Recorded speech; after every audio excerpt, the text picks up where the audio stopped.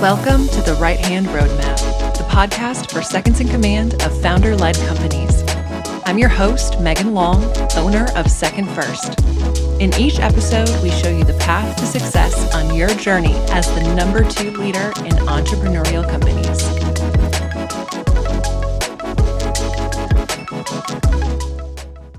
I am so happy you are here.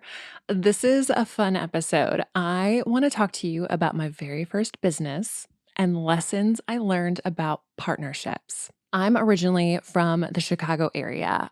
If you know Brookfield Zoo, I grew up a couple blocks away and right by the Metra station. Metra is Chicago's commuter train line. There's the L and then there's the Metra. It all makes sense if you live there. I moved to Nashville in 2007.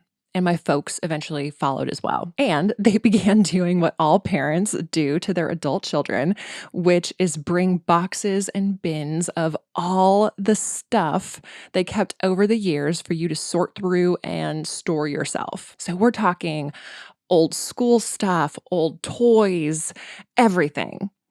Well, in one of those bins was an income statement. I'm not even joking. I had to have been between like 8 and 10 years old when I made this. It literally had revenue, expenses, cost of materials, and profit. Like I made an income statement for fun. And on the top of it said Bodacious Beads in a very 90s, early 2000s bubble font. Well, Bodacious Beads was my very first business, and I started it with my best friend. She had just moved to the next town over and was going to a different elementary school, but we still hung out and played as often as we could after school. Fun fact, I was the only girl in my class after she and all the other girls moved away the exact same year. So starting in 3rd grade, it was just me. I'm sure that had some effect on my development. Anyway, so my friend and I started to make earrings out of earring hooks, wire, and seed beads, like those super tiny little beads. I vaguely remember getting a book or something that had like patterns and tutorials on how to make different designs using this super thin wire and different colored seed beads. And for some reason, I remember making bunches of grapes and lizards and things like that. So we were having fun. Anyway, I had the idea to sell them. I was not one to do anything in moderation, and neither were my parents.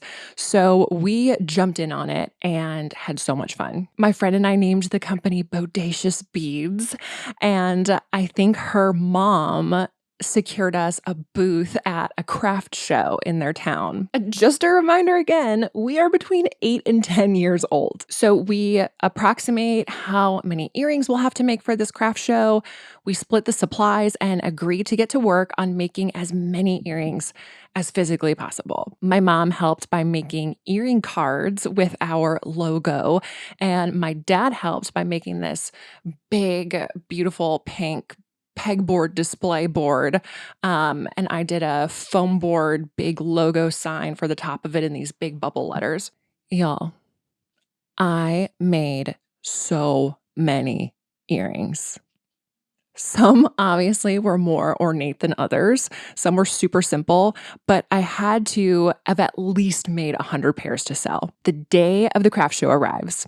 We have a cash box with some change. We have a folding table set up. We have this beautiful pegboard display with our giant sign of our logo. And we probably looked adorable standing there as like 2 little girls ready to sell their earrings. So I pull out my earrings to set up on the display, and she pulls hers out. My heart sank. She made a fraction of how many I did. Like a fraction. It was shocking. My memory is that she made like 6 pair, which I'm sure is an exaggeration. I'm not sure if it was more than my kid brain remembers, but still, I had been working my tiny little fingers to the bone, and it was clear that she had not. Based on the income statement I found, we made $109, which I'm sure felt like infinity dollars to an 8-year-old.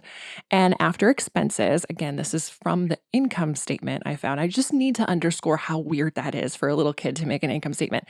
Anyway, there was $60 of profit for us to split in half, 50-50. I wasn't mad at her, but it was a wave that crashed over me, realizing how unequal and how unfair it felt.